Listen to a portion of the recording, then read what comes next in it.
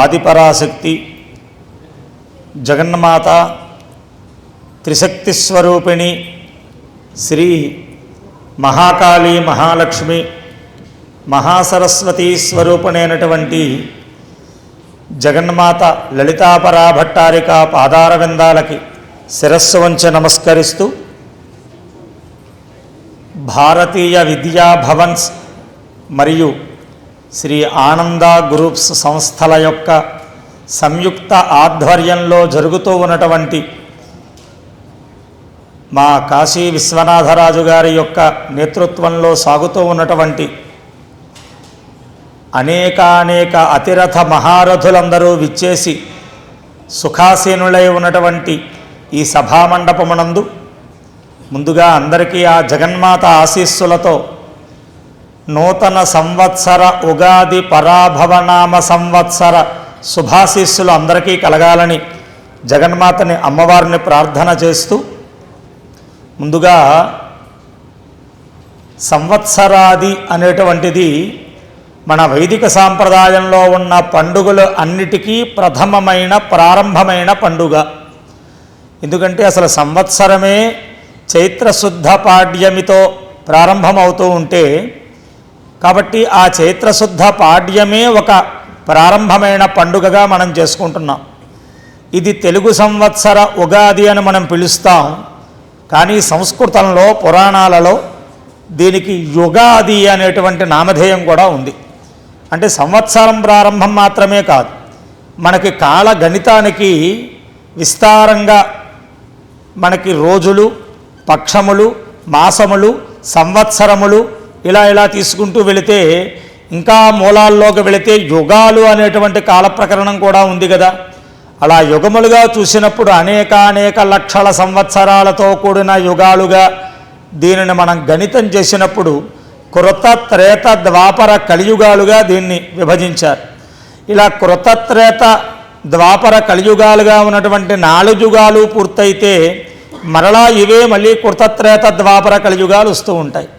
ఇలా ఇప్పటికి ఎన్నిసార్లు ఈ యుగాలు పూర్తయ్యాయి అంటే అష్టావింశన్ మహాయుగే 27 సార్లు కృత త్రేత ద్వాపర కలియుగాలు పూర్తయి 28వ కూడా కృత త్రేత ద్వాపర యుగాలు పూర్తయి 28వ వచ్చిన కలియుగంలో మనం ఉన్నాం. అందుకని ఈ 28 సార్లు జరుగుతూ వచ్చిన ఈ యుగాలన్నీ కూడా ప్రారంభమై సృష్టిక్రమం ప్రారంభమైంది ఎప్పుడయ్యా అంటే ఈ చైత్రశుద్ధ పాడ్యమి నాడు. అందుకనే దీన్ని యుగాది ఉగాది అని కూడా పిలుస్తూ ఉంటారు. అటువంటి ఉగాది పర్వదినంలో చెయ్యవలసిన విధులు ఏమిటయ్యా అంటే కొన్ని మనకి ప్రధానంగా చెప్పారు. అబ్దాదౌ ప్రాతరుత్థాయ, ఇవాళ పొద్దున్నే లేవాలి సూర్యోదయాత్ పూర్వం అన్నారు. ఇవాళ లేవడం కాదు, వైదిక ధర్మంలో అసలు ఏనాడైనా సూర్యోదయాత్ పూర్వమే లేవమని. ఎందుకంటే సూర్యుడు అస్తమించే వేళ తన అమృతమయ శక్తిని జలములయందు నిక్షిప్తం చేసి వెళ్ళిపోతూ ఉంటాడట ఆయన. అవి కాలవ కావచ్చు, నది కావచ్చు, బావి కావచ్చు, లేదా ట్యాంకులో నీరు కావచ్చు, ఏదైనా కావచ్చు. అన్ని జలములయందు ఆయన అస్తమించేటప్పుడు ఆయన అమృత శక్తిని జలములయందు ఉంచి వెళ్ళిపోతాడు. మరలా జలముల్లో ఉన్న అమృత శక్తిని ఉదయం ఆయన సూర్యోదయం కాగానే తన కిరణాలతో ఆయన గ్రహిస్తాడట.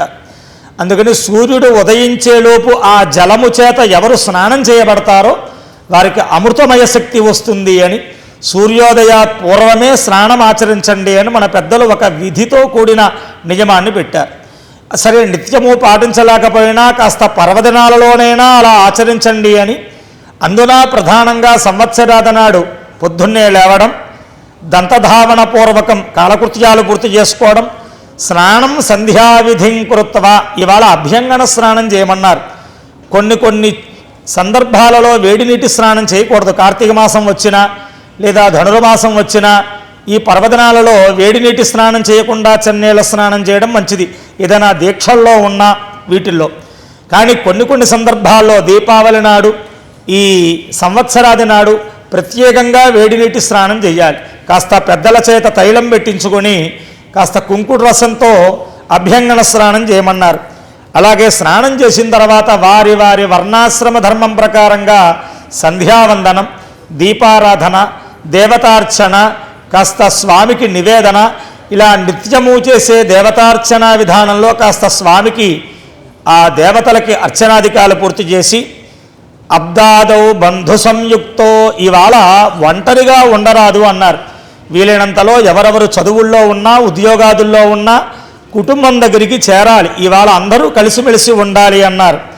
మంగళా స్నానపూర్వకం ఇందాక చెప్పినట్టుగా ఏదో మామూలు స్నానం కాకుండా పెద్దల చేత కాస్త అక్షతలు వేయించుకున్న స్నానాన్ని చెయ్యాలి. వస్త్రైరాభరణైర్దేహ కొత్త బట్టలు కానీ చక్కగా శుచిగా ఆరవేసిన బట్టలు కానీ ధరించి అలంకృత్వా తతశుచి. ఇక్కడ అలంకరణ అంటే నుదుటి యందు తిలకధారణ చేయడమే అలంకారం. వారి వారి ఆచారం వారి వారి యొక్క దైవ నామస్మరణ ప్రకారంగా విభూతి నామాలు కానీ తిరుచూర్ణం కానీ కుంకుమ కానీ సింధూరం కానీ ఎప్పుడు అలంకృత శోభిత ముఖారవిందం అవుతుందయ్యా అంటే నుదుటిన బొట్టు ఉన్నప్పుడే. నుదుటిన బొట్టు లేకుండా వేరే వేరే అలంకారాలు ఎన్ని చేసుకున్నా అలంకార శూన్యమైనటువంటి వదనారవిందం అంటారు దాన్ని. కాబట్టి చక్కగా ఇవాళ ఆ రకమైనటువంటి తిలకధారణ చేయమని చెప్పారు. ఉదంముఖో ప్రాంగ్ముఖోవా తూర్పుగా కానీ ఉత్తరంగా కానీ కూర్చుని ఆ దేవతా ఆరాధన చేసి ప్రధానంగా ఇవాళ పంచాంగ శ్రవణాన్ని చెయ్యండి అన్నారు. దేవతా దర్శనం చేసిన తర్వాత గురువుల్ని పెద్దల్ని పూజించిన తర్వాత పంచాంగ శ్రవణం చెయ్యాలి అన్నారు. దీనికంటే ముందు ఇందాక మా చంద్రాజీ గారు చెప్పినట్లుగా నింబకుసుమ భక్షణం అంటారు. వేపపూత పచ్చడితో చేసినటువంటి షడ్రుచుల సమ్మిళితమైనటువంటి ఆ ప్రసాదాన్ని తీసుకోవాలి. దాన్ని తీసుకోవడం వల్లట శతాయుర్వజ్రదేహాయ 100 సంవత్సరాలు జీవిస్తారట పరిపూర్ణంగా. మానవుడు ఆయుర్దాయం 120 ఏళ్ళు. అందుకే 60 ఏళ్ళకి షష్ఠపూర్తి మధ్యలో చేస్తాం. ఇంకో 60 ఉంది అని. ముందు 60 ఈ మానవ బాధ్యతలతో కూడిన జన్మ అయితే తర్వాత 60 జ్ఞాన జన్మ అంటారు. తర్వాత 60 నుంచి ఈ దేహం మనం పొందినందుకు ఎలా సద్గతి పొందాలో ఆలోచించేటువంటి విధానంగా జీవనం సాగించాలి అని. ముందు 60 అంతా ఏదో పిల్లల్ని పెంచుకోవడం వాళ్ళకి చక్కగా ఓ దారికి తీసుకురావడం వీటితో ఈ భవబంధాలతో గడిచిపోతుంది. తర్వాత 60 అయినా మేలుకొని జ్ఞాన సంపన్నతతో భగవంతుడికి దగ్గర కావడానికి ప్రయత్నం చెయ్యాలని ఇలా 120 ఏళ్ళ ఆయుర్దాయాన్ని ఇచ్చారు. గ్రహాలు 9 ఉన్నాయి. 9 గ్రహాలకి దశలు ఉన్నాయి. శని 19 ఏళ్ళు, శుక్రుడు 20 ఏళ్ళు, ఇలా ఇలా ఇలా నవగ్రహాల దశలన్నీ పూర్తవ్వాలంటే 120 ఏళ్ళు పడతాయి. అందువల్లే మనం ఏ దశలో ఏ నక్షత్రాన్ని బట్టి జన్మించినా ఆ దశలన్నీ పూర్తయ్యేంత కాలం మనకి దీర్ఘాయుర్దాయం ఉంది. అందుకని ఆ సంవత్సరాది నాడు నియమపూర్వకంగా దైవానికి నివేదన చేసి ఎవరైతే ఆ యొక్క ఆ వేపపూత పచ్చడిని ప్రసాదంగా స్వీకరిస్తారో 100 సంవత్సరాల ఆయుర్దాయం కలుగుతుంది వారికి అని.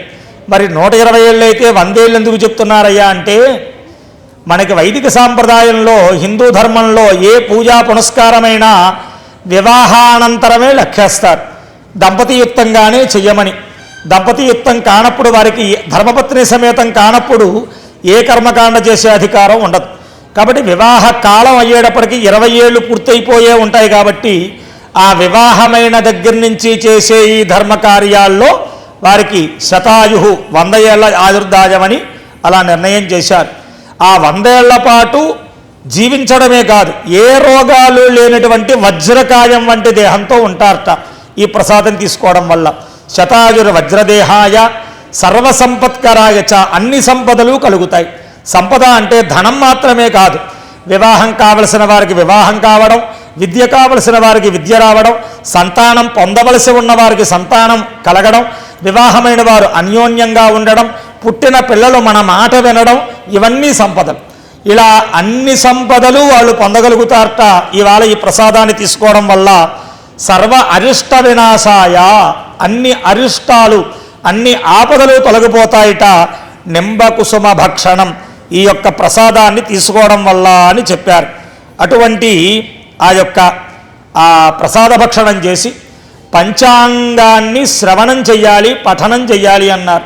ఏమిటి పంచాంగం అంటే తిథిర్వారంచ నక్షత్ర యోగ కరణమేవచ అని ఇవే 5 అంగభూతములై కలిసి ఉండేటువంటి గ్రంథమే పంచాంగము అన్నారు.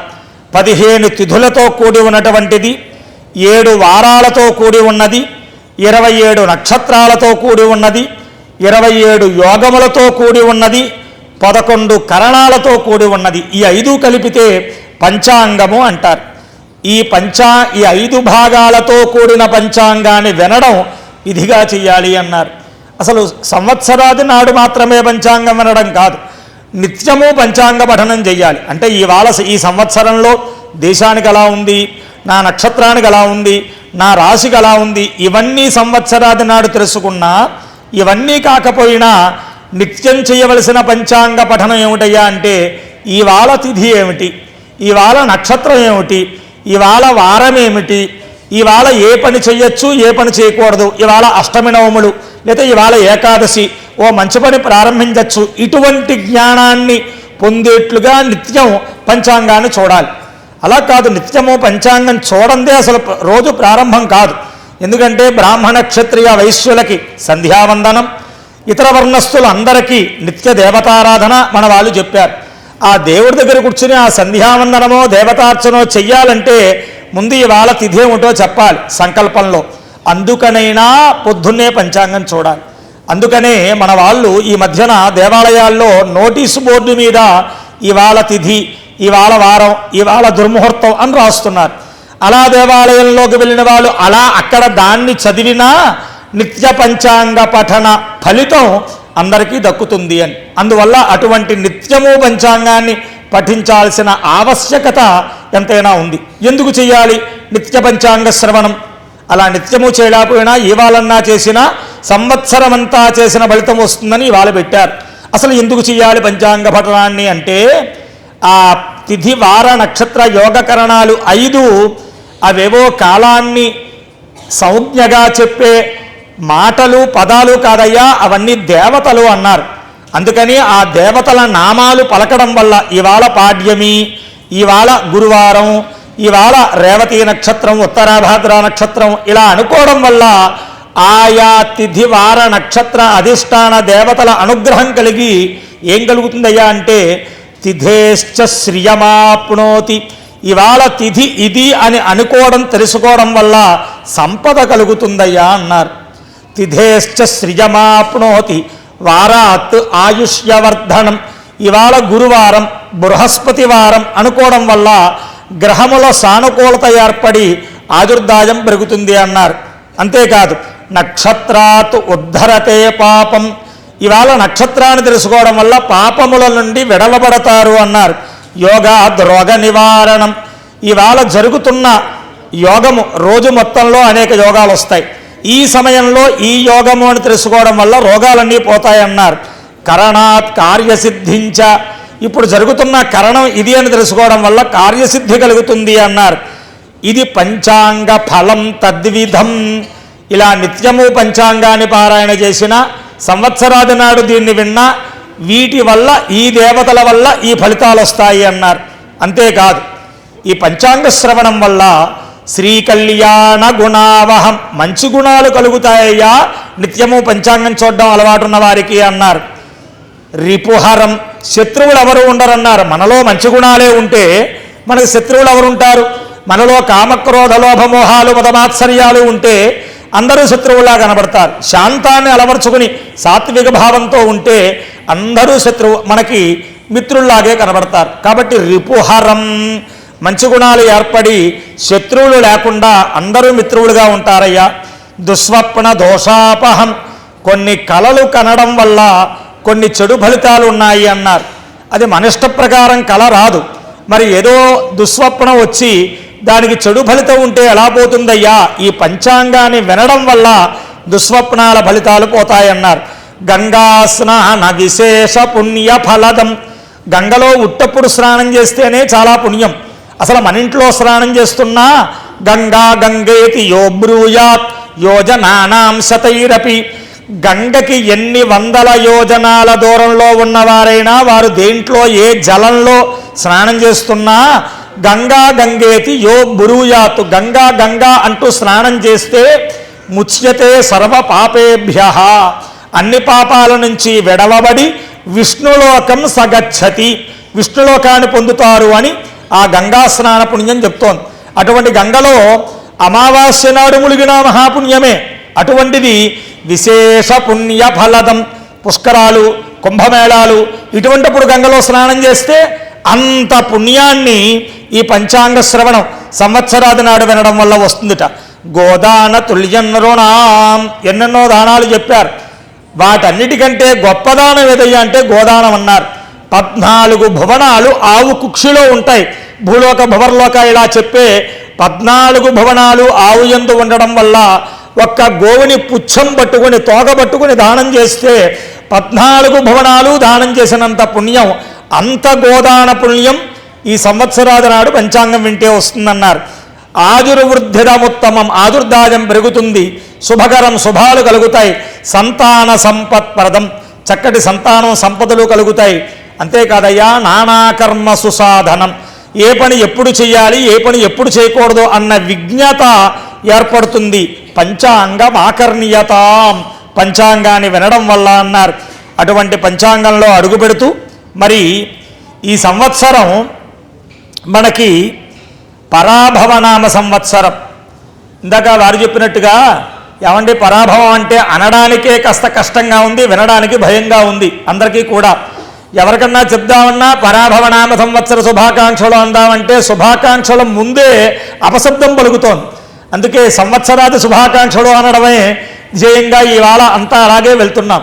ఎందుకంటే మంగళ ఆది, మంగళ మధ్యాంతం, మంగళ అంతః అన్నారు. ఏం పలికినా మంగళంతో పలకమన్నారు.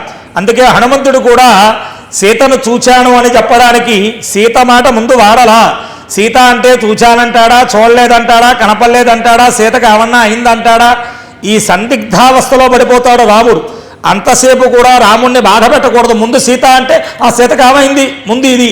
అందుకని దృష్టవా సీత అంటాడు ఆయన, ముందు చూచాను అంటాడు. అంటే వెళ్ళిన పని అదే కదా, అక్కడికి ఆనందం అయిపోతుంది రాముడికి. అందువల్ల ముందు మంగళ శబ్దాలు పలకాలి. అందుకే పిల్లాడికి నామకరణంలో పాలు ముట్టిస్తూ ముందు చెప్పే మాట అదే, నాయనా అమృతవాగ్భవ, సత్యవాగ్భవ, మృదువాగ్భవ.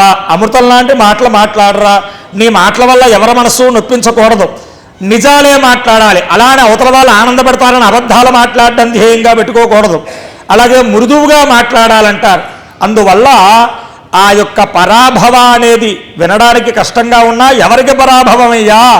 దైవాన్ని నమ్మని వారికి, ధర్మాన్ని వదిలిన వాళ్ళకి, సత్యాన్ని వదిలిపెట్టిన వాళ్ళకి వీళ్ళకి ఎప్పుడూ పరాభవమే. రోజు గడిచిపోతున్నట్టుగా కనబడుతుంది కానీ ధర్మాన్ని విడిచిపెట్టి బతకడమే పెద్ద పరాభవం అన్నారు. ధర్మాన్ని పట్టుకోవడమే విజయీభవ అన్నారు. అందువల్ల అటువంటి దైవ నిరతితో ఉన్న మనందరికీ పరాభవం దూరమై అపరాజితాదేవి యొక్క అనుగ్రహం వల్ల అందరం సుఖశాంతులతో ఉండాలి. అందరికీ ఈ సంవత్సరం ఆయురారోగ్యాలు ఇవ్వాలి అని అమ్మవారిని ప్రార్థన చేస్తూ, ఇక ఈ సంవత్సరం మనకి ఎలా అయితే 5 ఏళ్లకోసారి మనం ఎన్నుకోవడం వల్ల ప్రజాపాలకులు మారుతున్నారో, ప్రతి సంవత్సరానికి సంవత్సరాది నాడు నవగ్రహాలలో 9 నాయకత్వాలు కొన్ని గ్రహాలు తీసుకుంటాయి. అది దేని బట్టి నిర్ణయం చేస్తారయ్యా? ఈ సంవత్సరం గురుడు రాజయ్యాడు, బృహస్పతికి రాజత్వం వచ్చింది. ఇలా దేని బట్టి రాజు, సేనాధిపతి, మంత్రి నిర్ణయిస్తారంటే సంవత్సరాది ఏ వారం నాడు వచ్చిందో ఆ వారాధిపతి రాజు అవుతాడు. సంవత్సరాది ఏ వారం వచ్చింది? గురువారం వచ్చింది. అందుకని గురుడే ఈ సంవత్సరానికి రాజయ్యాడు. మంత్రి మేష సంక్రమణం ఎప్పుడు ఏర్పడుతుందో, మనకి మకర సంక్రమణం తెలుసు, జనవరి 14, 15 పెద్ద పండగ అని. ప్రతి నెలా సంక్రమణాలు ఉన్నాయి. మనం ఇప్పుడు సంవత్సరాది చేసుకుంటున్నాం చాంద్రమానం ప్రకారం. సౌరమానాన్ని ఆచరించేవారు మేష సంక్రమణాన్ని సంవత్సరాదిగా చేసుకుంటారు, తమిళనాడు, కేరళ వీళ్ళందరూ. అదెప్పుడయ్యా? ఏప్రిల్ 14న వస్తుంది. ఆ ఏప్రిల్ 14న మేష సంక్రమణం జరిగినటువంటి రోజు ఏ వారమైందో దాన్ని బట్టి ఆ వార అధిపతి మంత్రి అవుతాడు, ఆ గ్రహం మంత్రి అవుతుంది. అలాగే సూర్యుడు సింహరాశిలో ప్రవేశించేటువంటి ఆ వారం మనకి సేనాధిపతిగా నిర్ణయం చేస్తారు. సూర్యుడు కర్కాటక రాశిలో ప్రవేశించేటువంటి రోజు ఉన్న వారాన్ని, అదే దక్షిణాయనం. మకరంలో ప్రవేశిస్తే ఉత్తరాయణం సూర్యుడు, కర్కాటకంలో ప్రవేశిస్తే దక్షిణాయనం. దక్షిణాయనం ప్రారంభమైన రోజు ఏ వారం ఉందో దాన్ని బట్టి సస్యాధిపతిని నిర్ణయిస్తారు. ఇలా నవగ్రహాలకి నాయకత్వాలు ఈ సంవత్సరం మారుతూ ఉంటాయి. ఆ సంవత్సరంలో ఏ నాయకత్వాలు ఎవరికి వచ్చాయో మనం తెలుసుకుందాం. ముందుగా కాల నిర్ణయాన్ని చెప్పుకోవాలి. ఒక్కసారి సంవత్సరాలు గడిచిపోతున్నాయంటే గడిచిపోవడం కాదు, ఎంతకాలం గడిచింది, ఎక్కడికి వచ్చాం మనం అనేది చూస్తే కలియుగం ప్రారంభమై 5126 సంవత్సరాలు అయిందండి. అంటే శ్రీకృష్ణ నిర్యాణం దగ్గర నుంచి కలియుగం ప్రారంభం. శ్రీకృష్ణ నిర్యాణం జరిగి 5126 ఏళ్ళు పూర్తయిపోయి 5127వ సంవత్సరంలో బయలుదేరి వెళ్తున్నాం ఈ సంవత్సరాదితో. అలాగే విక్రమార్క శకాబ్దాలుగా ఇది 2083వ సంవత్సరం. అలాగే ఆంధ్రప్రదేశ్గా మనం తెలంగాణ నుంచి విడిపోయిన తర్వాత ఇది 12వ సంవత్సరం. అలాగే శంకరాచార్య స్వామి అవతరించి గడిచిన సంవత్సరాలుగా ఇది 2098వ సంవత్సరం. శాలివాహన శకంగా ఇది 1948వ సంవత్సరం. శ్రీరామానుజ ఆచార్య అబుధములుగా నిర్ణయిస్తే ఇది 1009వ సంవత్సరం.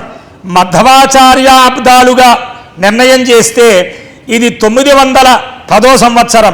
హిందూ సాంప్రదాయంలో అయితే అద్వైతం లేదా విశిష్టాద్వైతం లేదా మధ్వైతం ఈ మూడే ఉన్నాయి. ఈ మూడికి పరమాచార్యులు శంకరాచార్యుల వారు, రామానుజాచార్యుల వారు, మధ్వాచార్యుల వారు. అందుకని ఆ ఆచార్య శకాబ్దాలు కూడా మన వైదిక ధర్మంలో చెప్పుకోవడం ఆచార్యం. అలాగే ఇక అందరికీ తెలుసున్న శకం ఇంగ్లీషు శకంగా ఆంగ్ల శకంగా లెక్కేసుకుంటే 2026, 2026, 2027 సంవత్సరాల మధ్యన వచ్చిన సంవత్సరాది పర్వదినం. ఇక తెలుగు సంవత్సరాలుగా 60 సంవత్సరాలు ప్రభవ, విభవ, శుక్ల, ప్రమోదూత, ప్రజోత్పత్తి ఇలా ఈ 60 సంవత్సరాలలో ఈ పరాభవనామ సంవత్సరం 40వ సంవత్సరం అండి. ఇది 40వ సంవత్సరంగా పరాభవనామ సంవత్సరం. ఇక పరాభవ అంటే అర్థం అవమానం, అసౌకర్యం అని. ఇందాక చెప్పినట్టుగా పరమాత్మ యొక్క ఆశీస్సుల చేత అందరికీ చక్కనైన విజయ పరంపర కలగాలి అని కోరుకుంటూ ఈ సంవత్సరం నవనాయకులు 9 నాయకత్వాలు, ప్రధాన నాయకత్వాలు ఎవరికి వచ్చాయా అని చూస్తే మహారాజు ఈ సంవత్సరానికి బృహస్పతి, గురుడు రాజయ్యాడు. సరే, ఎవరు ఏ ఆధిపత్యం తీసుకోవడం వల్ల వచ్చే ఫలితాలు ఏమిటో చెప్పుకుందాం. మంత్రి అంగారకుడు మంత్రి అయ్యాడు. సేనాధిపతి, అర్ఘాధిపతి, మేఘాధిపతి 3 ఆధిపత్యాలు చంద్రుడికి వచ్చాయి ఈ సంవత్సరం. సస్యాధిపతి, నేరసాధిపతి ఈ 2 శుక్రుడికి ఏర్పడ్డాయి. ధాన్యాధిపతి బుధుడుగా కనబడుతున్నాడు. రసాధిపతి సూర్యుడు. ఇలా 9 నాయకత్వాల్లో 7 నాయకత్వాలు శుభగ్రహాలకు వచ్చాయి, 2 నాయకత్వాలు పాపగ్రహాలకు వచ్చాయి. శుభుల చేతిలో నాయకత్వం ఎక్కువ ఉండడం వల్ల ఈ సంవత్సరం ఎక్కువ శుభ ఫలితాలే మనకి కనబడుతూ ఉన్నాయి. ఇక ఈ సంవత్సరం జూన్ 22వ తారీఖు సోమవారం నిజజ్యేష్ఠ శుద్ధ నవమి నాడు రాత్రి 8:58 రవి ఆర్ద్రా నక్షత్రంలో ప్రవేశిస్తున్నాడు. సంవత్సర ఫలితాన్ని చెప్పడానికి రవి ఆర్ద్రలో ప్రవేశించిన నక్షత్రాన్ని కూడా లెక్క వేయాలి. ఈ నిజజ్యేష్ఠ శుద్ధ నవమి సోమవారం ఆ రవి ఆర్ద్ర ప్రవేశం చేసిన ముహూర్తాన్ని బట్టి జనులందరూ సుభిక్షంగా ఉంటారని, సమస్త జీవరాశులకి శుభం కలుగుతుందని రవి ఆర్ద్ర ప్రవేశ ఫలితం మనకు చెబుతోంది. ఇక ఈ సంవత్సరం పశువుల్ని పరిపాలించేవాడు, పశువులకి గ్రాసం వేసేవాడు, పశువుల్ని విడిచిపెట్టేవాడు పశుపాలకుడు, పశుగ్రాసకుడు, పశు గోష్ఠ బహిష్కర్త ఈ 3 కృష్ణ పరమాత్మ చేతికి వచ్చాయి. అందువల్ల పశువులకి ఆరోగ్యం, సుభిక్షం, పాడి సమృద్ధిగా ఉండడం, క్షీర సమృద్ధితో ఆ పశువులన్నీ ఉండడం చెప్పబడుతూ ఉంది. ఇక ఈ సంవత్సరం పంట 16 వీసాల పంట చెబుతున్నారు. 9 వీసాల పంట లభ్యమవుతుంది. 16 వీసాల పంటలో మనకి లభ్యమయ్యే పంట 9 వీసాల పంట చెబుతూ ఉన్నారు. ఇక శుక్రుడు సస్యాధిపతి, ధాన్యాధిపతి అవ్వడం వల్ల తెలుపు భూములు, తెలుపు ధాన్యాలు ఇత్యాదులన్నీ విరివిగా పండేటువంటి అవకాశం. ఇక వర్షం 4 తూముల వర్షంలో 7 భాగాలు సముద్రంలో పడుతోంది, 9 భాగాలు పర్వతాల మీద పడుతోంది, 4 భాగాలు భూమి మీద పడుతోంది. పర్వతాల మీద పడేటువంటి వర్షపాతం ఎక్కువగా నమోదవడం వల్ల నదులన్నీ జల సమృద్ధితో కలకలలాడుతూ ఉంటాయి.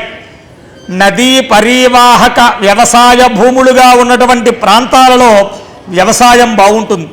అలాగే 4 భాగాలు భూమి మీద కూడా పడుతూ ఉండడం వల్ల వర్షాధారిత పంటలుగా ఉన్న వ్యవసాయం కూడా మధ్యమంగా మంచి ఫలితాలని పొందుతూ ఉంటుంది. అలాగే ఈ సంవత్సరం మనకి ఏ సంవత్సరమైనా 12 నెలలతో కూడి ఉంటుంది. కానీ ఈ సంవత్సరం, ఈ తెలుగు సంవత్సరం పరాభవనామ సంవత్సరం 13 మాసాలతో వచ్చింది. అధిక మాసం ఉంది ఈ సంవత్సరం. జ్యేష్ఠం 2 సార్లు వస్తోంది. అధిక జ్యేష్ఠం, నిజ జ్యేష్ఠం అని. అధిక జ్యేష్ఠంలో ముహూర్తాలు ఉండవు, నిజ జ్యేష్ఠంలో ముహూర్తాలు ఉంటాయి. కాబట్టి అటువంటి అధిక జ్యేష్ఠంలో బహుళ పంచమి నాడు, అంటే జూన్ 5వ తారీఖు నాడు తొలకరి వానలు ప్రారంభమయ్యే అవకాశం.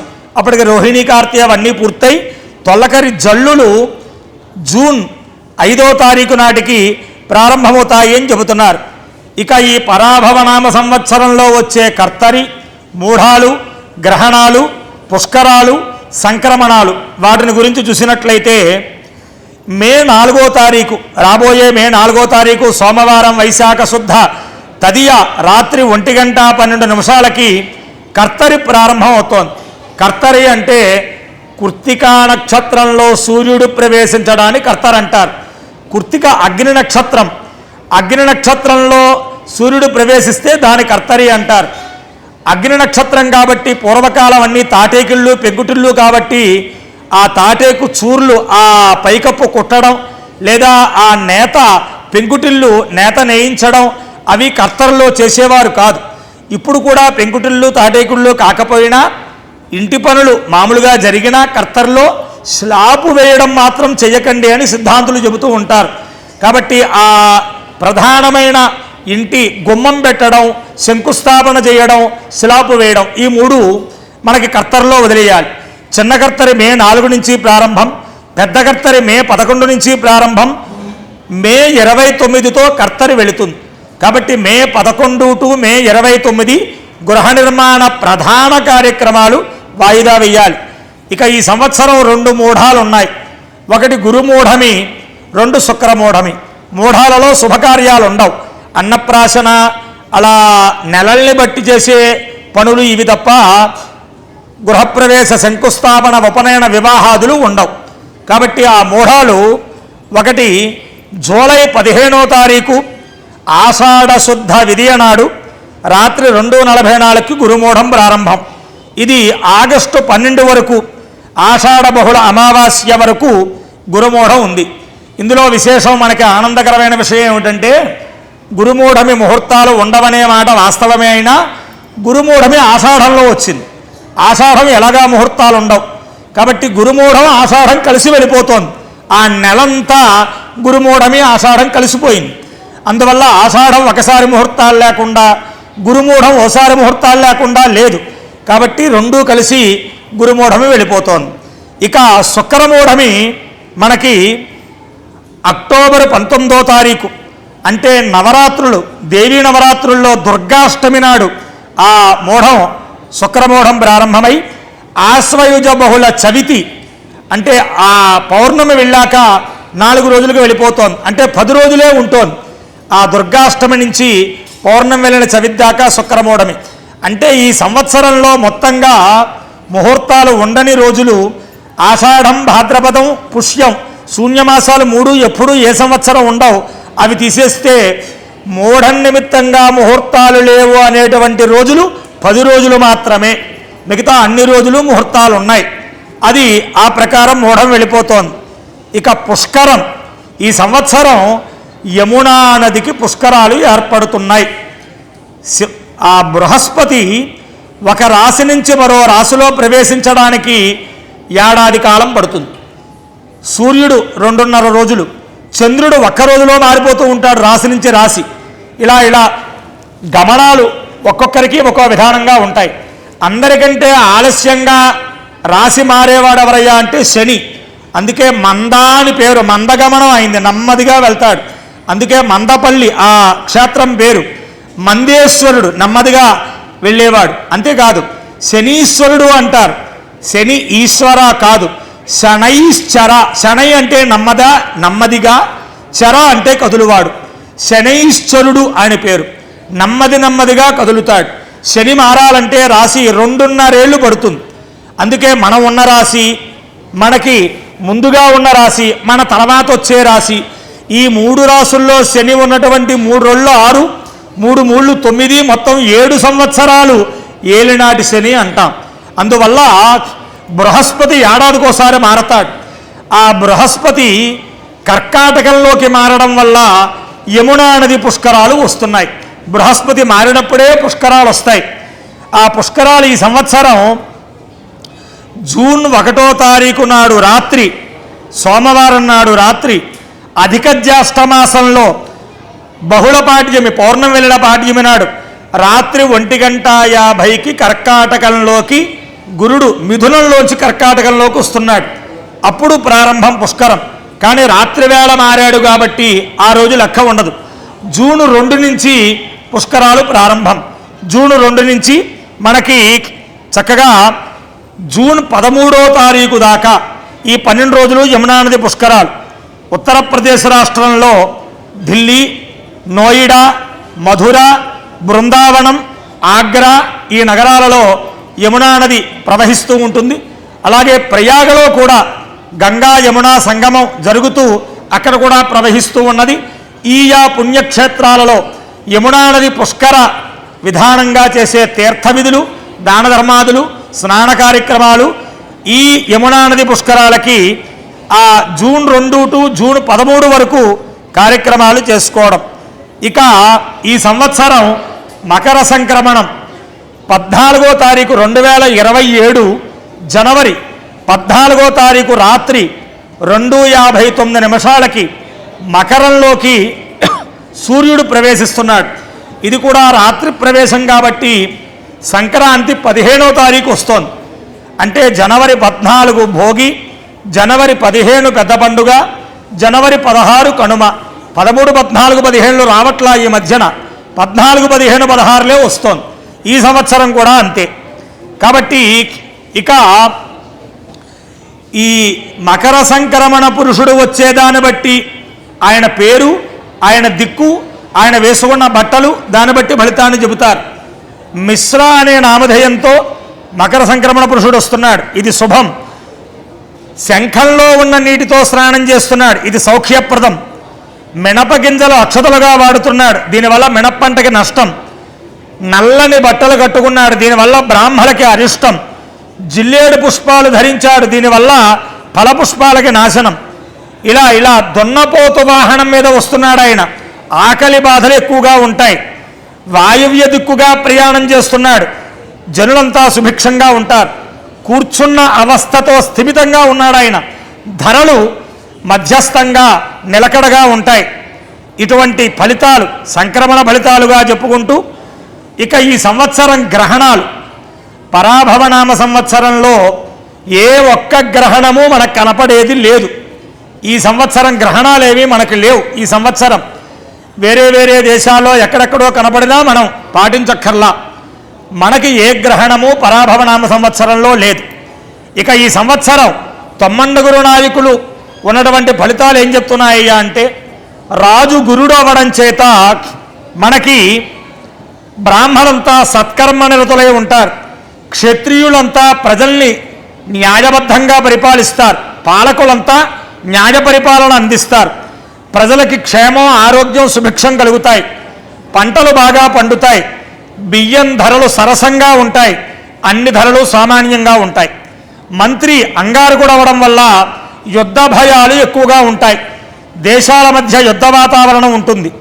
వాయు పీడ అధికంగా ఉంటుంది. సస్యాధిపతి శుక్రుడు అవడం వల్ల తెల్ల ధాన్యాలు, తెల్ల భూములు బాగా పండుతాయి.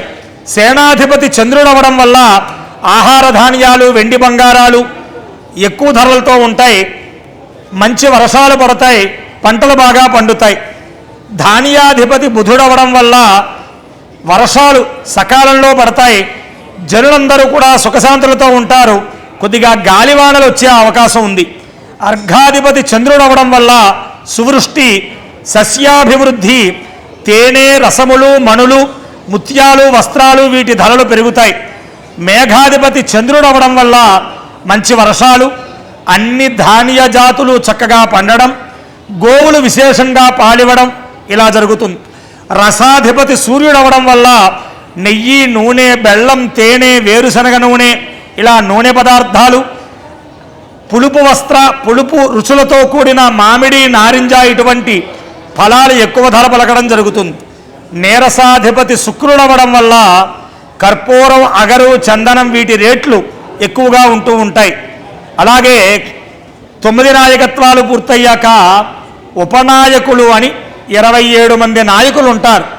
ఆ 27 మంది గ్రామాధికారి, అలాగే దైవజ్ఞ, రాష్ట్రాధిపతి, ఉద్యోగ ఇలా 27 మంది ఉపనాయకులలో 14 నాయకత్వాలు శుభగ్రహాలకు వచ్చాయి, 7 నాయకత్వాలు పాపగ్రహాలకు వచ్చాయి. కాబట్టి ఉపనాయకుల్లో కూడా శుభగ్రహాలకి పాలన ఎక్కువగా ఉండడం వల్ల ఈ సంవత్సరం జనులందరికీ సుఖప్రదంగా ఉన్నటువంటి ఫలితం చెప్పబడుతూ ఉన్నది. ఇక ఈ రకంగా సంవత్సర ఫలితాన్ని దేశపరంగా చూసిన పిమ్మట వ్యక్తిగతంగా మన నక్షత్రాలకి ఎలా ఉంది అనేది చూస్తే ఆదాయ వ్యయాలు, రాజపూజ్యావమానాలు మన రాశి ఫలితాలలోకి వెళ్ళే ముందుగా నక్షత్రాల రీత్యా కందాయ ఫలాలు అంటారు. అంటే ఒక్కో నక్షత్రానికి 3 అంకెలు చెబుతారు.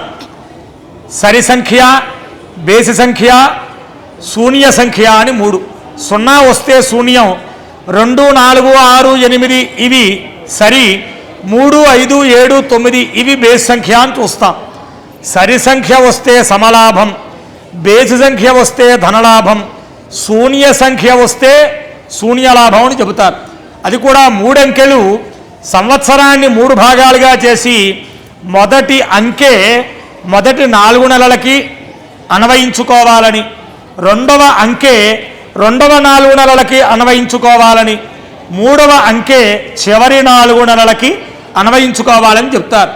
ఆ రీతిగా చెప్పే నక్షత్రాల రీత్యా మీకు వచ్చిన అంకెలు చూసినట్లయితే కందాయ ఫలాలు అశ్విని వారికి 4, 2, 4, భరణి 7, 0, 2, కృత్తిక 2, 1, 0, రోహిణి 5, 2, 3, మృగశిర 0, 0, 1, ఆరుద్ర 3, 1, 1, పునర్వసు 6, 2, 2, పుష్యమి 1, 0, 0, ఆశ్లేష 4, 1, 3, మఖ 7, 2, 1, పుబ్బ 2, 0, 4, ఉత్తర 5, 1, 2, హస్త 0, 2, 0, చిత్త 3, 0, 3, స్వాతి 6, 1, 1, విశాఖ 1, 2, 4, అనురాధ 4, 0, 2, జ్యేష్ఠ 7, 1, 0, మూల 2, 2, 3, పూర్వాషాఢ 5, 0, 1, ఉత్తరాషాఢ 0, 1, 4, శ్రవణం 3, 2, 2, ధనిష్ట 6, 0, 0, శతభిషం 1, 1, 3,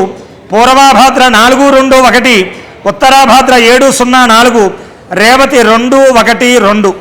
ఈ ప్రకారంగా మనకి ఆ నక్షత్రాల రీత్యా ఉన్నటువంటి అంకెల కందాయ ఫలాలు. ఇక రాశి ఫలాల్లోకి ప్రవేశించినట్లయితే ముందుగా మేషరాశి వారి ఫలితాలు. మేషరాశి అశ్విని 4 పాదాల వాళ్ళు, భరణి 4 పాదాల వాళ్ళు, కృత్తిక మొదటి పాదం వారు మేషరాశి వారు అవుతారు. ఒకవేళ నక్షత్రం లేకపోతే చూ, చే, చో, లా, లీ, లు, లే, లో, ఆ అనే అక్షరాలతో పేరు ప్రారంభమయ్యే వారికి కూడా మేషరాశి వర్తిస్తుంది.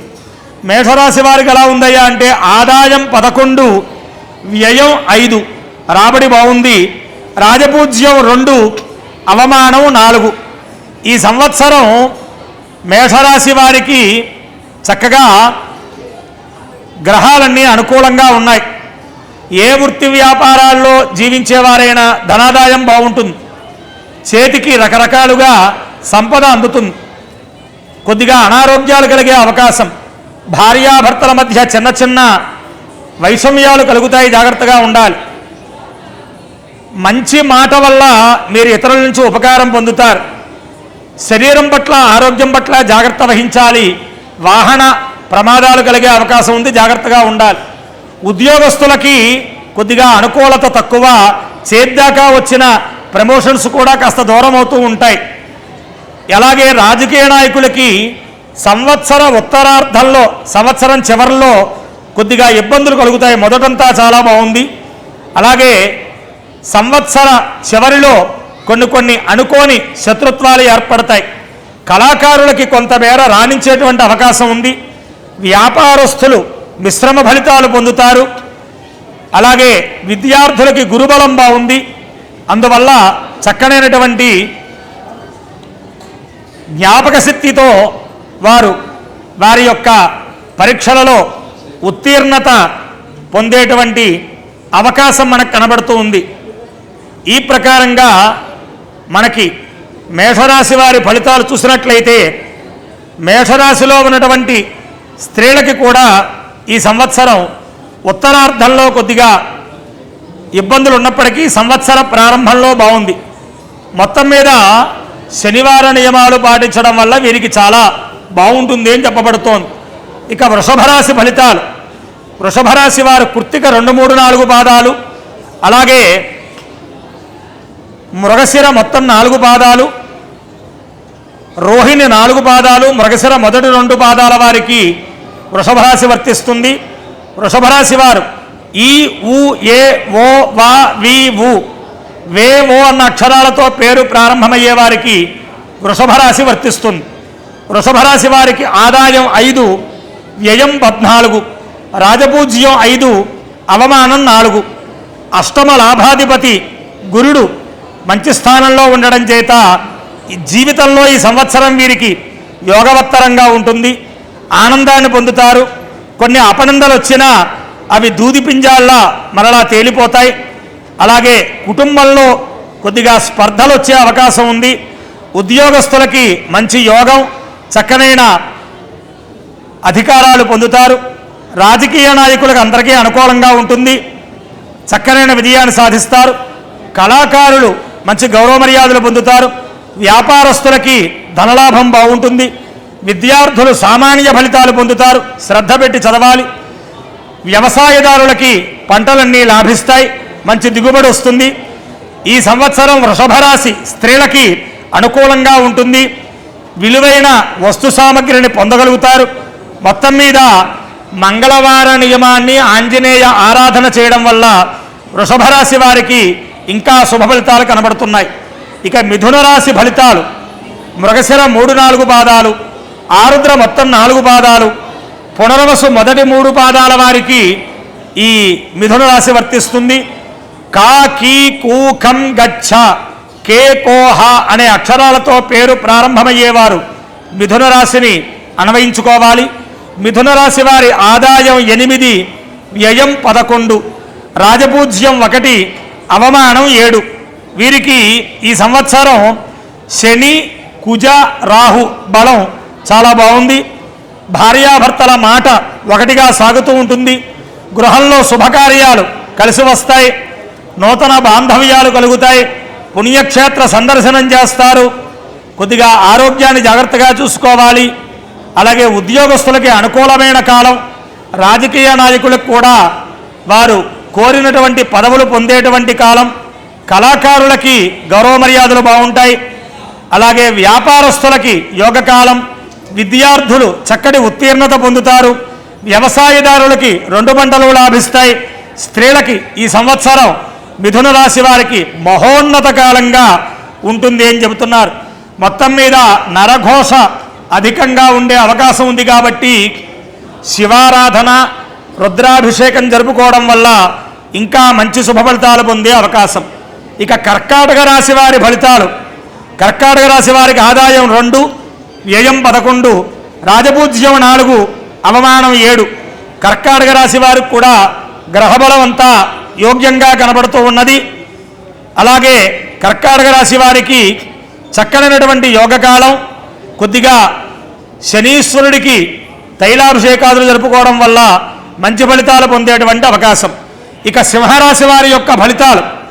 సింహరాశి మఖ 4 పాదాలు, పొబ్బ మొత్తం 4 పాదాలు, ఉత్తర మొదటి పాదం వారికి ఆదాయం 5, వ్యయం 5, రాజపూజ్యం 7, అవమానం 7.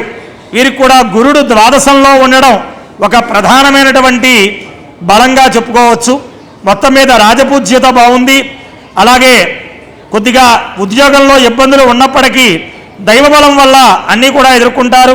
వ్యాపార వ్యవసాయ కళాకారులకి మిశ్రమ ఫలితాలు కనబడుతున్నాయి. స్త్రీలకి కొద్దిగా అనుకూలత తక్కువ. అలాగే కన్యారాశి ఫలితాలు. ఉత్తర 2, 3, 4 పాదాలు, హస్త మొత్తం 4 పాదాలు, చిత్త మొదటి 2 పాదాల వారికి కన్యారాశి వర్తిస్తుంది. కన్యారాశి వారి ఆదాయం 8, వ్యయం 11, రాజపూజ్యం 3, అవమానం 3. వీరికి కూడా ఈ సంవత్సరం ఖర్చులు అధికంగా ఉంటాయి. మిశ్రమ ఫలితాలు ఉంటాయి. అనుకోని విరోధాలు ఏర్పడతాయి. కొద్దిగా దైవస్మరణం చేస్తూ ఉండాలి. అలాగే వ్యాపారస్తులకి, కళాకారులకి, విద్యార్థులకి వారికి మిశ్రమ ఫలితాలు ఉన్నాయి. జాగ్రత్తగా ఈ సంవత్సరాన్ని గడపాలి. మంగళవార గురువార నియమాలు పాటించడం వల్ల మంచి ఫలితాలు ఉంటాయి. ఇక తులారాశి వారి ఫలితాలు. చిత్త 3, 4 పాదాలు, స్వాతి మొత్తం 4 పాదాలు, విశాఖ మొదటి 3 పాదాల వాళ్ళకి తులారాశి ఆదాయం 5 తులారాశి వారికి, వ్యయం 14, రాజపూజ్యం 6, అవమానం 3. వీరికి కూడా దైవబలం హెచ్చుగా ఉంది. ఈ సంవత్సరం అంతా బాగుంటుంది. అన్ని విధాలా యోగ్యంగా ఉంటుంది. అన్ని మనస్సులో ఉన్నటువంటి కోరికల యొక్క ఫలితాలన్నీ పొందగలుగుతారు. దైవానుకూలం చాలా బాగుంది. వృశ్చిక రాశి వారికి విశాఖ 4, అనురాధ మొత్తం 4, జ్యేష్ఠ మొత్తం 4 పాదాలు వృశ్చిక రాశి వారికి ఆదాయం 11, వ్యయం 5, రాజపూజ్యం 2, అవమానం 6. వీరికి కూడా ఈ సంవత్సరం రాహుకేతువులు బలంగా ఉండడం వల్ల వారు అనుకున్నదల్లా సాధిస్తారు. భూగృహాలన్నీ ఏర్పడతాయి. చక్కనైన మంచి ఫలితాలు పొందుతారు. అలాగే ఈ సంవత్సరం ధనస్సు రాశి వారి ఫలితాలు. ఆదాయం 14, వ్యయం 11, మూల 4 పాదాలు, పూర్వాషాఢ 4 పాదాలు, ఉత్తరాషాఢ మొదటి పాదం, ఆదాయం 14, వ్యయం 11, రాజపూజ్యం 5, అవమానం 6. ఇది ధనురాశి వారి యొక్క ఫలితాలు. వారికి కూడా ఈ సంవత్సరం చక్కనైనటువంటి ఫలితాలు కనబడుతున్నాయి. విద్యార్థులకు గురుబలం బాగుంది. అనుకున్నది సాధిస్తారు. ఇక మకర రాశి ఫలితాలు. ఉత్తరాషాఢ 2, 3, 4 పాదాలు, అలాగే శ్రవణం మొత్తం 4 పాదాలు, ధనిష్ట 2 పాదాలకి మకర రాశి ఆదాయం 2, వ్యయం 8, రాజపూజ్యం 1, అవమానం 6. వీరికి గురుడు సప్తమంలో ఉండడం వల్ల శుభ ఫలితాలు ఉన్నాయి. ఉద్యోగస్తులకు బాగుంటుంది. కళాకారులు, రాజకీయ నాయకులు, వ్యాపారులు మిశ్రమ ఫలితాలు పొందుతారు. విద్యార్థులకి చదువు మీద ఎక్కువ శ్రద్ధ పెట్టాలి.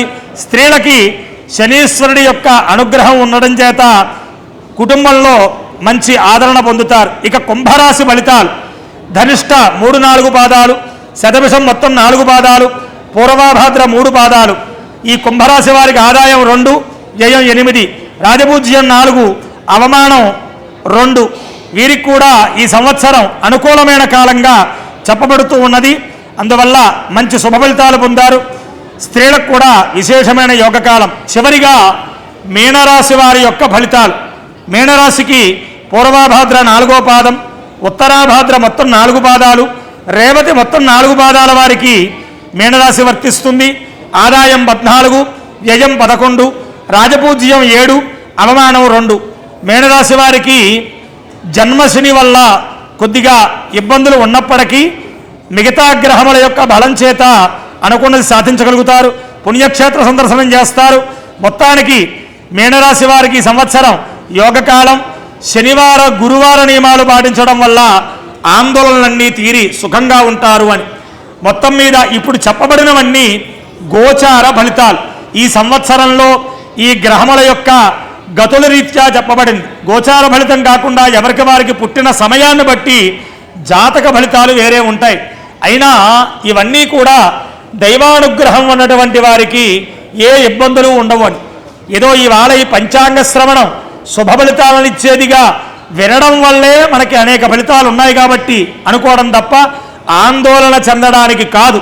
కాబట్టి సకల దేవతల ఆదిత్య, అంబిక, విష్ణు, గణనాథ, మహేశ్వర పంచాయతన దేవతల అనుగ్రహం చేత సర్వులకు, సర్వజనులకు ఈ పరాభవనామ సంవత్సరంలో అమ్మవారి యొక్క విశేష కృప మీ అందరి మీద ఉండి ఆయురారోగ్య అష్టైశ్వర్య భోగభాగ్యాలు పొందుతూ ప్రజలందరూ స్వపరిపాలనతో న్యాయబద్ధమైన జీవనతో ధర్మబద్ధమైన జీవనతో సుఖశాంతులతో ఉండాలి అని ఆశీర్వచనం చేస్తూ ఈ పంచాంగ శ్రవణాన్ని ముగిస్తూ స్వస్తి ప్రజాభ్య పరిపాలయంతాం న్యాయేన మార్గేణ మహిం మహిష గోబ్రాహ్మణేభ్య శుభమస్తు నిత్యం లోకా సమస్తా సుఖినో భవంతు కాలే వర్షతు పర్జన్య పృథివీ సస్యశాలిని దేశోయం క్షోభరహితో బ్రాహ్మణా సంతు నిర్భయా అపుత్రా పుత్రిణః సంతు పుత్రిణః సంతు పౌత్రిణః అధనా సధనా సంతు జీవంతు శరదాం శతం సర్వే జనా సుఖినో భవంతు.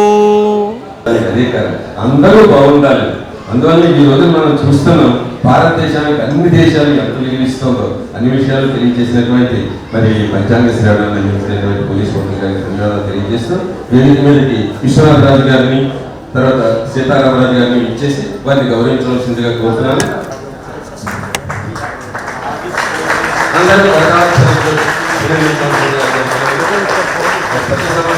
చైతన్య శర్మ గారి వారిని కూడా అభినందించుకుంటున్నాం. ఇప్పుడు ఈ కరతాళ ధ్వనుల మధ్య